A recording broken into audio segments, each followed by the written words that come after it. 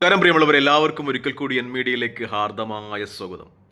ഈ പശ്ചിമേഷ്യൻ സംഘർഷങ്ങളുടെ ഒക്കെ ഒരു നിജസ്ഥിതി അന്വേഷിച്ചു പോകുമ്പോൾ കൂടുതൽ സങ്കീർണമാകുന്നു എന്ന് തന്നെയാണ് വാർത്തകളെ സൂചിപ്പിക്കുന്നത്. പ്രത്യേകിച്ചും ഇറാനിൽ റഷ്യ 9 ആണവ നിലയങ്ങൾ തുടങ്ങുന്നു എന്നതുമായി ബന്ധപ്പെട്ട വാർത്തകൾ ഇറാനിയൻ മാധ്യമങ്ങൾ നിറഞ്ഞു നിൽക്കുന്നു എന്നതാണ് ഏറ്റവും പ്രധാനപ്പെട്ട വാർത്തകളിലൊന്ന്.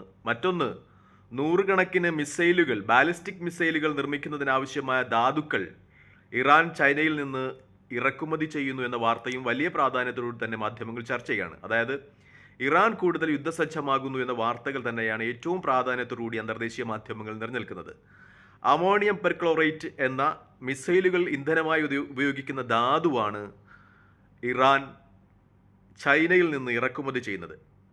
ഇത്തരം ധാതുക്കൾ, ഇതിൻ്റെ ഒരു പങ്ക് ഹൂതികൾക്കും ലഭിക്കും എന്ന വാർത്ത വാൾസ്ട്രീറ്റ് ജേർണലാണ് ഇതുമായി ബന്ധപ്പെട്ട വാർത്തകൾ പുറത്തുവിടുന്നത്. അതായത് ഈ ധാതുക്കൾ, ഈ അമോണിയം പെർക്ലോറേറ്റ് എന്ന് പറയുന്ന ധാതു ഇറാൻ ചൈനയിൽ നിന്ന് ഇറക്കുമതി ചെയ്യുമെന്നും അത് ഹൂതികൾക്കും വിതരണം ചെയ്യുമെന്ന വാർത്ത വാൾസ്ട്രീറ്റ് ജേർണലാണ് റിപ്പോർട്ട് ചെയ്യുന്നത്. ഇതുമായി ബന്ധപ്പെട്ട വലിയ വിശകലനങ്ങൾ അന്താരാഷ്ട്ര മാധ്യമങ്ങളിൽ നടക്കുന്നു എന്നാണ് ഏറ്റവും പ്രധാനപ്പെട്ട വാർത്ത. ട്രംപ് ഈ ആണവായുധ ചർച്ചകൾക്ക് വേണ്ടി ഇറാനെ നിർബന്ധിക്കുന്നതിന് മുമ്പ് തന്നെ ഇതുമായി ബന്ധപ്പെട്ട കരാറിൽ ഇറാനും ചൈനയും ഏർപ്പെട്ടിരുന്നു എന്ന വാർത്തയും വലിയ പ്രാധാന്യത്തോടുകൂടി തന്നെ ചർച്ച ചെയ്യുന്നുണ്ട്. എന്തായാലും ഇറാന്റെ കപ്പലുകൾ ഈ ചൈനയിൽ നിന്ന് ഇത്തരം ധാതുക്കളുമായി ടെഹ്റാനിലോട്ട് തിരിച്ചിട്ടുണ്ട് എന്ന വാർത്ത വലിയ പ്രാധാന്യത്തോടു കൂടി തന്നെ അന്തർദേശീയ മാധ്യമങ്ങൾ ചർച്ച ചെയ്യപ്പെടുന്ന ഒരു നിമിഷമാണിത്. മറ്റൊന്ന്, ഇസ്രായേലിൽ വീണ്ടും കാട്ടുതീ പടർന്നു പിടിക്കുന്നു എന്നതുമായി ബന്ധപ്പെട്ടാണ്. ടെൽ അവീവിലും പരിസര പ്രദേശങ്ങളിലുമൊക്കെ വീണ്ടും കാട്ടുതീയുടെ സാന്നിധ്യം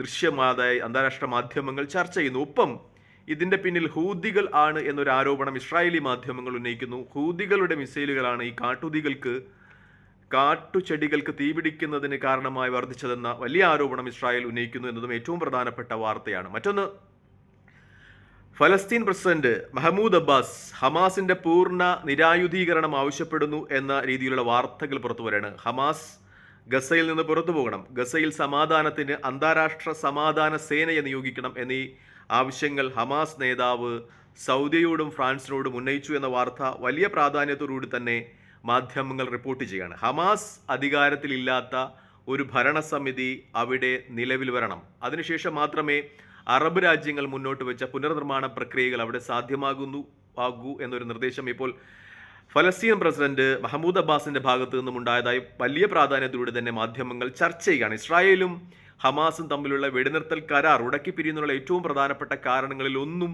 ഇതുതന്നെയായിരുന്നു. ഹമാസിന്റെ പൂർണ്ണമായ ആയുധ നിർമ്മാർജ്ജനം, അത് ഹമാസ് സമ്മതിക്കുന്നില്ല. കാരണം ഹമാസിനെ പൂർണ്ണമായും അവിടെ ആയുധ നിർമ്മാർജ്ജനം ചെയ്താൽ ഇസ്രായേൽ വല്ലാത്തൊരു കടന്നുകയറ്റം അവിടെ ഉണ്ടാകും, അല്ലാത്ത നരനായിട്ട് നടത്തുമെന്നൊക്കെ ഒരാരോപണമാണ് ഹമാസ് ഉന്നയിക്കുന്നത്. വേണമെങ്കിൽ തങ്ങൾ ഇവിടെ അധികാരത്തിൽ നിന്ന് പുറത്തു പോകാമെന്നാണ് ഹമാസ് പറയുന്നത്. അധികാരം വിട്ടൊഴിയാം, അത് ഒരു സഖ്യസേനയോ അല്ലെങ്കിൽ ഫലസ്തീൻ അതോറിറ്റിയോ ഒക്കെ ഏൽപ്പിക്കാം. പക്ഷേ തങ്ങൾ പൂർണ്ണമായും ആയുധ നിർമ്മാർജ്ജനം ചെയ്യുന്ന ഒരു കാര്യത്തെക്കുറിച്ച് ചിന്തിക്കുന്നതേ പോലുമില്ല എന്നാണ് ഹമാസിന്റെ ഭാഗത്ത് നിന്ന് ഒരു വിശദീകരണം ഉണ്ടാകുന്നത്. പക്ഷേ പാലസ്തീൻ പ്രസിഡന്റ് മഹ്മൂദ് അബ്ബാസ് പറയുന്നത് ഹമാസ് പൂർണ്ണമായും ആയുധം താഴെ വെക്കണമെന്നാണ്. ഇതുമായി ബന്ധപ്പെട്ട ചർച്ചകൾ നടക്കുകയാണ്. എന്തായാലും ഫ്രാൻസും സൗദി അറേബ്യയും ഒക്കെ വളരെ ക്രിയാത്മകമായി ഇത്തരം ചർച്ചകളിൽ ഇടപെടുന്നു എന്ന വാർത്ത പുറത്തു വരികയാണ്. തൽക്കാലം ഈ വീഡിയോയുമായി ഇവിടെ വാങ്ങിയാണ്. കൂടുതൽ പശ്ചിമേഷ്യൻ അപ്ഡേറ്റുകൾക്കായി ദയവായി ചാനൽ സബ്സ്ക്രൈബ് ചെയ്യുക. വീണ്ടും ഒരിക്കൽ കൂടി കാണുന്നവരെ നന്ദി, നമസ്കാരം, ജയ് ഹിന്ദ്.